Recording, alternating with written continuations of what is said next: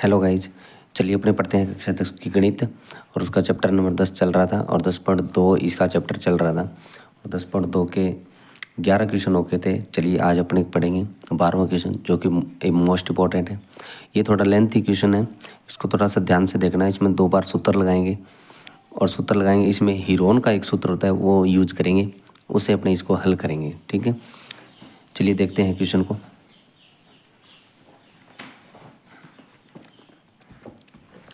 Question क्या कहता है, 4 सेंटीमीटर त्रिज्या वाले एक वृत्त के परिघत, ये 4 सेंटीमीटर का यहाँ से लेकर 4 सेंटीमीटर की त्रिज्या होगी और इसका ये वृत्त है।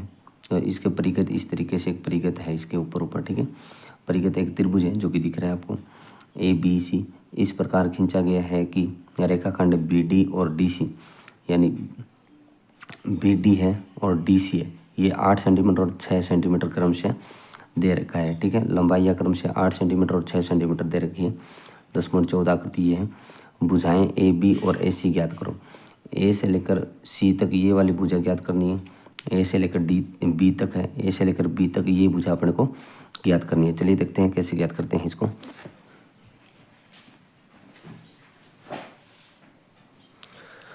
इसके अंदर देखो, त्रिभुज के अंदर ये डायग्राम दे रखा है। इसके अंदर देखो, ये जो C कोण है, ये देखो ये वृत्त है और ये C कोण है। ठीक है, ये C कोण है, इसका मतलब क्या हो गया, इससे इस तरीके से स्पर्श रेखा खींची जा रही है। स्पर्श रेखा का मतलब ये वाली भुजा और ये वाली भुजा बराबर होगी, क्योंकि 10.2 पर में ये कहती है कि वृत्त के बाह्य कोई बिंदु होता है उससे ऐसे स्पर्श रेखा खींची जाती है, तो स्पर्श रेखा की लंबाई बराबर माप की होती है। उसी तरीके से ये B पॉइंट है, B से इस तरीके से 2 स्पर्श रेखा खींची जा रही है, तो इसका मतलब ये दोनों बराबर होंगी। इसी तरीके से A है, इससे ये दोनों ऐसे स्पर्श रेखाएं हैं, इसका मतलब ये वाली और ये वाली दोनों भुजाएं क्या होगी, बराबर माप की होगी, क्योंकि 10.2 पर में यही कहती है कि वृत्त के बाह्य बिंदु से स्पर्श रेखा खींची जाती है, तो उनके जो भुजाएं होती है, स्पर्श रेखाएं, उनके माप बराबर माप की होती है। चलिए मैं इसको लिख सकता हूँ। ये जब इतना यहाँ से लेकर देखो, C से लेकर D तक 6 है, तो मतलब ये E से लेकर C तक कितना होएगा, ये भी 6 ही होएगा। इसी प्रकार B से लेकर F है, ये देखो D से लेकर B है वो 8 है, तो F से लेकर B तक ये भी 8 सेंटीमीटर का हो जाएगा, क्योंकि ये स्पर्श रेखा ना इस तरीके से स्पर्श रेखा होगी और स्पर्श रेखा की लंबाई बराबर होती है, इसकी भी बराबर है। ठीक है, ये A पॉइंट है। अब अपने को ये यहाँ से E से लेकर C तक तो पता चल गया भी 6 है, F से लेकर B तक पता चल गया 8 है, लेकिन A से लेकर E तक और A से लेकर F तक अपने को पता नहीं है। तो अपने A से लेकर E और A से लेकर F तक की दूरी हैं वो मान लेते हैं भी X और X क्यों माना, क्योंकि ये बाह्य बिंदु है, इससे स्पर्श रेखा खींची जा रही है और दोनों का माप बराबर होता है, तब इसलिए X मान लिया। अब अपने को मोस्टली मेन इसमें बात ये है भी X का जो मान है वो अपने को ज्ञात करना है, यानी X का मान आएगा, उसमें उसको 6 से जोड़ देंगे तो इसका लंबाई आ जाएगी, और X के अंदर 8 जोड़ देंगे तो इस AB की मान आ जाएगा। इसको करने के लिए अपने पास 2 सूत्र होते हैं और 2 सूत्रों से हल करना पड़ेगा। पहले क्या करेंगे, करने का तरीका देखो क्या होगा। इसमें थोड़ा मैं और रचना करता हूँ, थोड़ी रचना कर देता हूँ। इसको मैंने इस तरीके से A से मिला दिया, इसको मैंने B से मिला दिया, C को O से इस तरीके से मिला दिया। ठीक है, अब देखो इसके अंदर A, B और C, इसके अंदर ना तो 90 डिग्री का कोई कोण दिख रहा, ना इसमें अपने को ये पता भी ये हाइट कितनी है, ऊंचाई। अगर 90 डिग्री का कोण और हाइट का पता होता, ऊंचाई कितनी है इस त्रिभुज की, तो 1/2 आधार इंटू ऊंचाई वाला सूत्र लगा देते। 90 डिग्री होता तो पाइथागोरस लगा देते, लेकिन दोनों ही नहीं है, तो A, B और C। इसके लिए एक हीरोन का सूत्र आता है, जो कि मैं यहाँ लिख दूंगा, अभी हल करेंगे तब। हीरोन के सूत्र से पहले A, B और C का क्षेत्रफल निकालेंगे। उसके बाद में देखो AOB, ये वाला त्रिभुज, AOC इधर वाला त्रिभुज, और एक COB ये नीचे वाला त्रिभुज। इसमें 1, 2 और 3 त्रिभुज बन रहे हैं, तो 3 त्रिभुज हैं ये। इस तरीके से एक त्रिभुज हो गया, इस तरीके से ये 2 त्रिभुज हो गया, और इस तरीके से ये तीसरा त्रिभुज हो गया। ये 3 त्रिभुज हो गए। इन तीनों त्रिभुज का क्षेत्रफल है इस बड़े वाले त्रिभुज के बराबर रखेंगे ना, तो बराबर रखेंगे तो एक समीकरण बन जाएगी और उससे अपने को x का मान ज्ञात हो जाएगा। ठीक है, उस x का मान ज्ञात हो जाएगा तो अपने इन दोनों को जोड़ के बता देंगे भी AC कितना है और ये AB है वो कितना है। चलिए देखते हैं कैसे करेंगे। सबसे पहले अपने ने एक रचना करी है, वो रचना यहाँ लिखेंगे। आज मैं पेन थोड़ा छोटा यूज़ करूँगा क्योंकि इससे क्या है कि ये क्वेश्चन लेंथ ही है तो 2 पेज में हो जाए तो बढ़िया है। रचना करते हैं पहले। रचना क्या करी है, बिंदु ओ बी ओ ए कोमा ओ ए तथा ओ सी को मिलाया। ठीक है, तथा ओ एफ और ओ ई को मिलाया। ओ एफ कोमा ई ओ को मिलाया या ओ ई को मिलाया। ओ ई को मिलाया। ठीक है, क्योंकि इसको यहाँ से मिला दिया, इसको यहाँ से मिला दिया, इसको यहाँ से मिला दिया और ओ को एफ से मिला दिया और ओ को ई से मिला दिया। ये रचना कर दी। चलिए इसके अंदर देखते हैं। अब इसके अंदर एक बात सुने, ये पूरी दूरी कितनी होगी, ये देखो यहाँ से लेकर यहाँ तक, यहाँ से देखो कितनी हो जाएगी। यहाँ से ए से लेकर ई तक x है और ई से लेकर सी तक कितना हो जाएगा 6। तो इसकी दूरी कितनी हो जाएगी x प्लस में 6। ठीक है, और ये दूरी मैंने लिख दी 6 प्लस में 8। 6 प्लस में 8, ये ए रेखा मान ली मैंने, इसको इस पूरी रेखा को ए मान लिया, इस पूरी को बी मान लूँगा और इसको सी मान लूँगा। तो इसको मैंने सी मान लिया, इसको हम बी मान लेंगे। तो ए रेखा का मान कितना 6 प्लस 8 यानी पूरी रेखा कितनी आ गई जी, इसकी 14 आ गई। इसी प्रकार इसका मान ज्ञात करते हैं यहाँ तक। इसका मान कितना हो जाएगा x प्लस में 8, ये ए हो गया, ये कोई बी रेखा हो जाएगी और बी का मान कैसे x प्लस में 8 हो जाएगा। ठीक है, ये क्यों निकाल रहा हूँ, ये ए माना है, ये बी माना है, ये सी माना है। क्यों माना है, क्योंकि हीरोन के सूत्र में ए बी सी चलता है, उसके मान अपने को भुजाओं को ज्ञात करना है, क्योंकि इसका पूरे का क्षेत्रफल निकालेंगे ना। तो चलिए हीरोन का सूत्र लगाता हूँ मैं। हीरोन का सूत्र क्या होता है, एस डॉट एस माइनस का ए, एस माइनस का बी, एस माइनस का सी, ये इसका सूत्र होता है। ठीक है, हमें क्या करना है, एस, इसमें एस की जरूरत पड़ेगी और ए बी और सी की जरूरत पड़ेगी। ठीक है, ये देखो एस की जरूरत पड़ेगी और एक ए बी सी। ए का मान तो यहाँ से ले लेंगे, बी का यहाँ से ले लेंगे, सी का यहाँ से ले लेंगे, लेकिन एस का मान कैसे निकालते हैं। एस का मान देखो कैसे निकालते होते हैं। एस के मान के लिए देखो, एस का मान ऐसे निकालते हैं, ए प्लस बी प्लस सी, यानी तीनों भुजा का योग करना और बट्टा में 2 करना। ठीक है, तीनों भुजा का योग करना और बट्टा में 2 लगाना। तो ए कितना है 14 है, तो 14 लिखो। यानी अब क्या कर रहे हैं, इस एस का मान निकाल रहे हैं। प्लस बी का मान देखो कितना है, एक्स प्लस में 8, एक्स प्लस 8 प्लस सी का मान एक्स प्लस 6, एक्स प्लस 6 और बट्टा में 2 हो गया। चलिए इधर हल करते हैं इसको।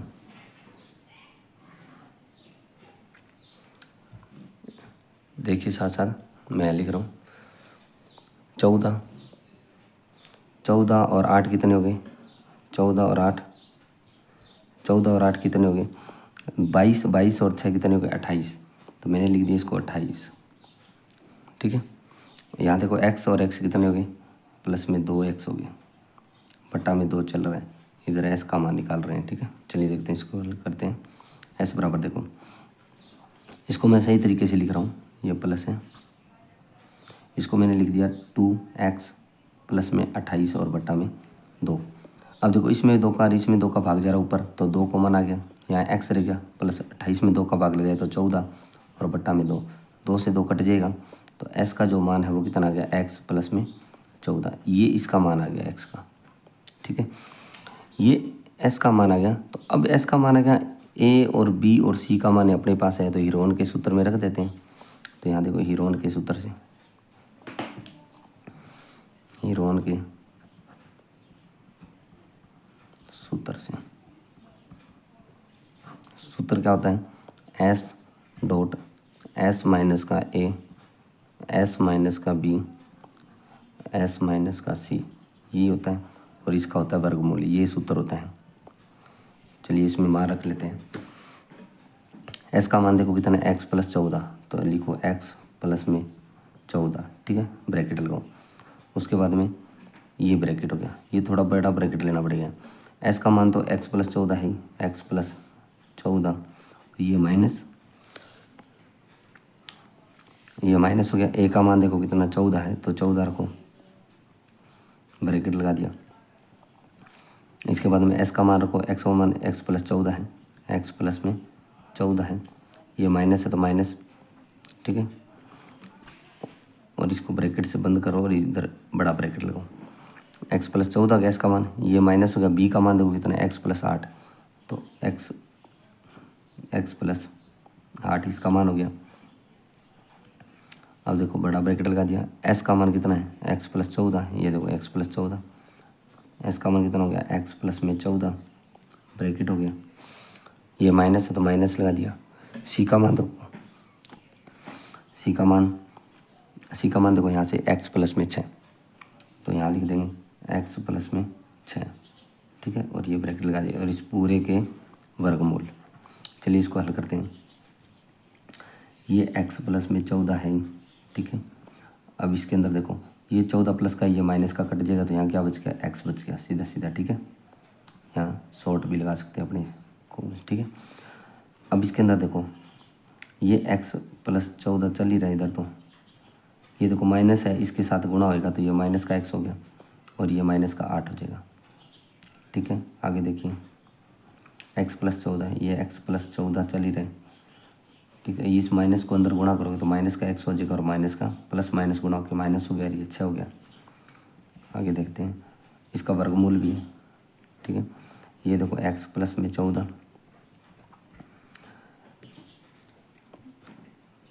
और यहाँ एक्स बच गया गुणा में, इसको हल करते हैं।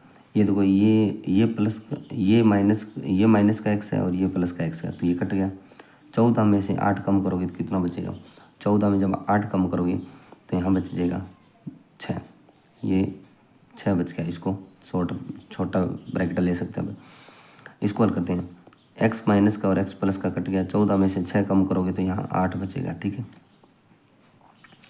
इसका ये वर्गमूल हो गया। चलिए इसको और हल करते हैं।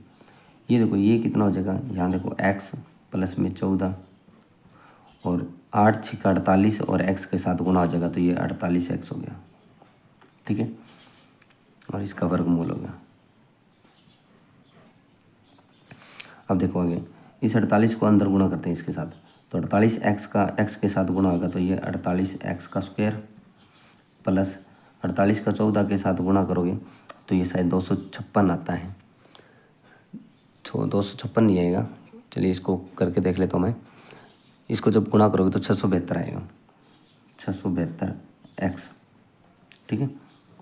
14 का 28 से गुणा कर दिया तो ये आ गया। ये एस इसका हीरोन का आ गया, ठीक है। ये इसका क्षेत्रफल आ गया किसका, हीरोन का। ये हीरोन का क्षेत्रफल यानी त्रिभुज है ना, हीरोन से उसको ज्ञात कर लिया और हीरोन का क्षेत्रफल आ गया, ठीक है। एक बार इसको देख लेते हैं, आगे वाले पेज पर करते हैं इसको, बाकी का जो भी डाटा है।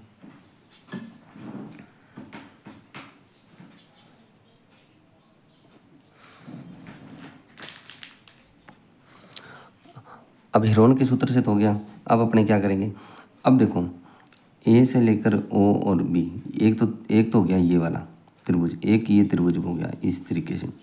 अब इन तीनों त्रिभुजों का क्षेत्रफल ज्ञात करेंगे, ठीक है। तो देखो त्रिभुज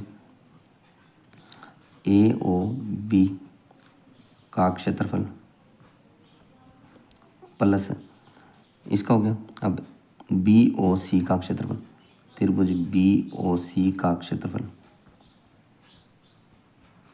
प्लस में ए ओ सी का, त्रिभुज ए ओ सी का क्षेत्रफल हो गया। सूत्र क्या होता है, 1/2 धार इंटू ऊंचाई। चलिए मैं इसको इधर बताता हूँ थोड़ा अलग से। जैसे ये हो गया त्रिभुज इस तरीके से, ठीक है, इस तरीके से त्रिभुज होता है, ठीक है। तो ये जो यहाँ शीर्ष लंब है, ये शीर्ष लंब है इस तरीके से।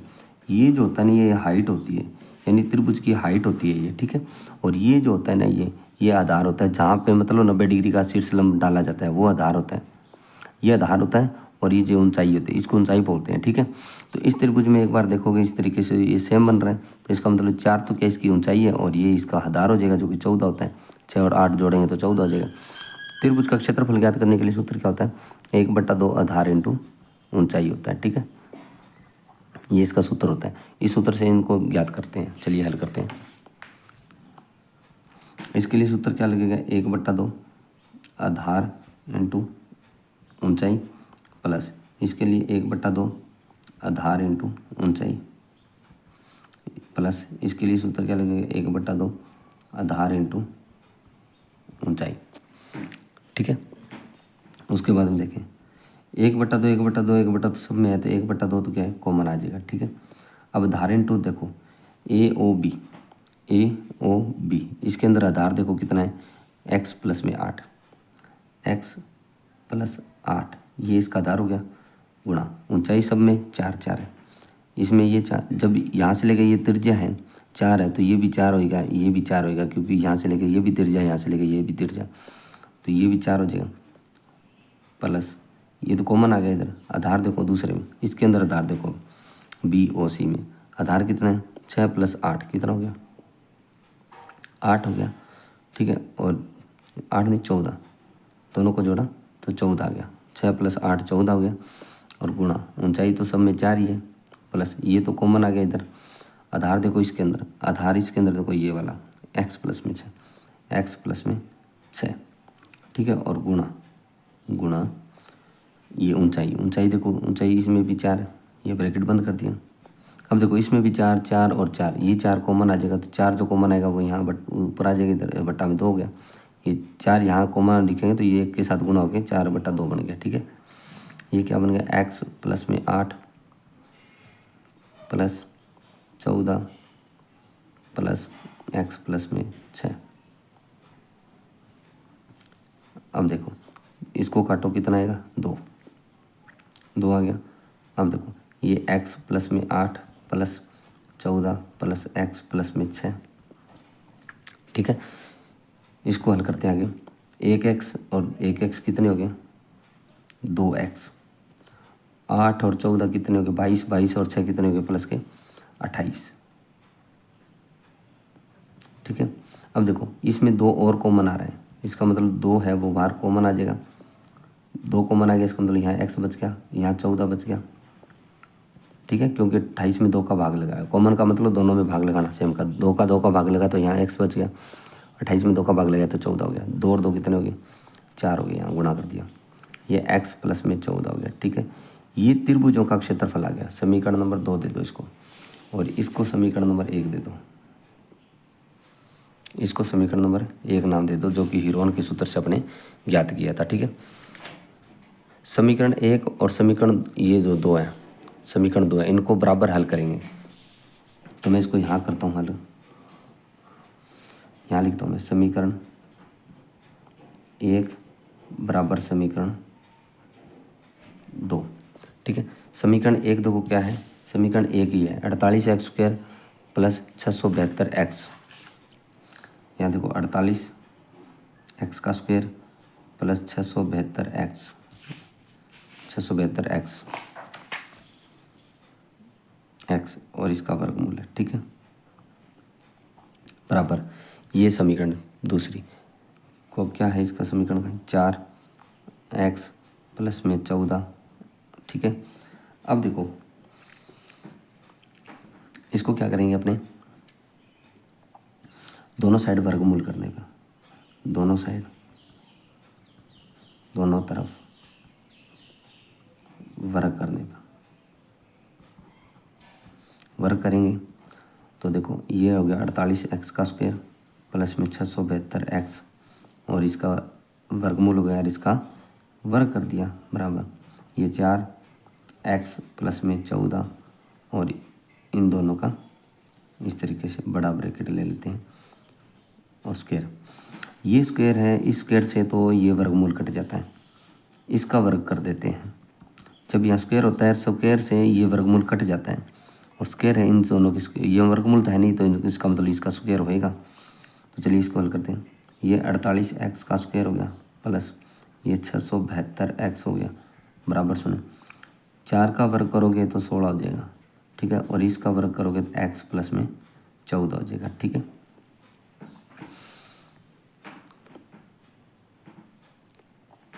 इसका वर्ग भी तो है। अब देखो इसके अंदर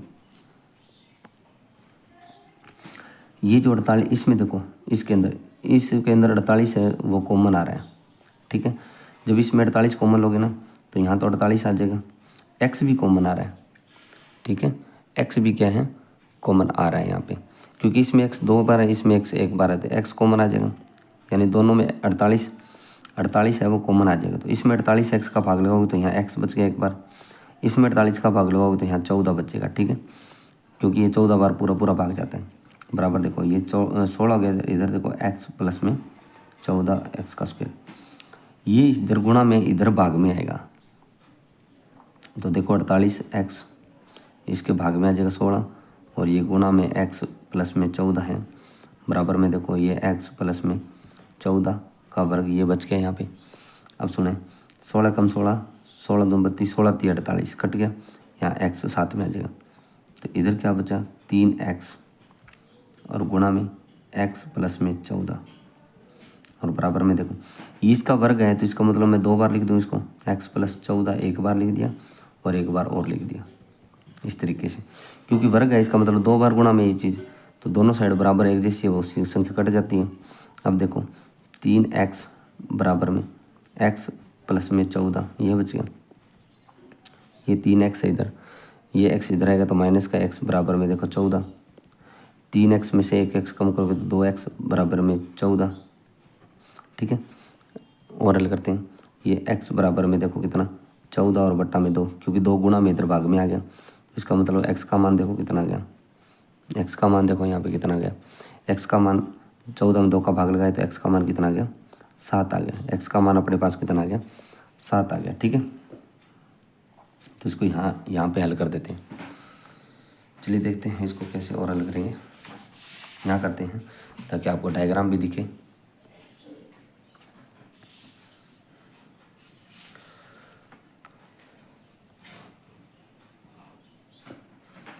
इधर देखें, अब मैं a और c की लंबाई चाहिए, तो ए सी बराबर क्या होता है x प्लस में ए सी है वो क्या है x प्लस में 6 तो है, ये देखो x प्लस में 6, तो x प्लस में 6, x का मान कितना निकाल लिया, x का मान 7 निकाल लिया, तो यहाँ लिखेंगे 7 प्लस में 6, तो ए सी का जो मान है वो कितना आ गया 7 और 6 कितने हो गए 13, इसका मतलब ए सी का मान है वो कितना आ गया 13 सेंटीमीटर आ गया, ठीक है।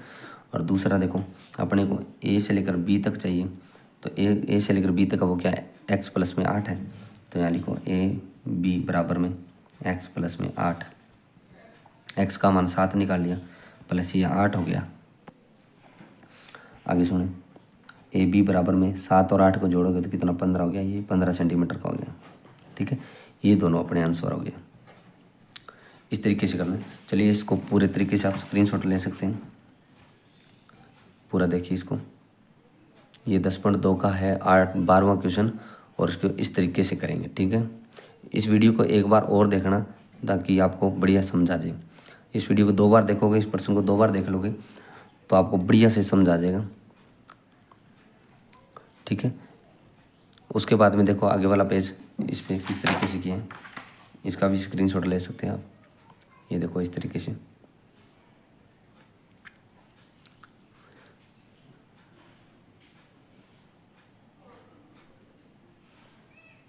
ठीक है। यहाँ देखो x का मान 7 भी है नीचे।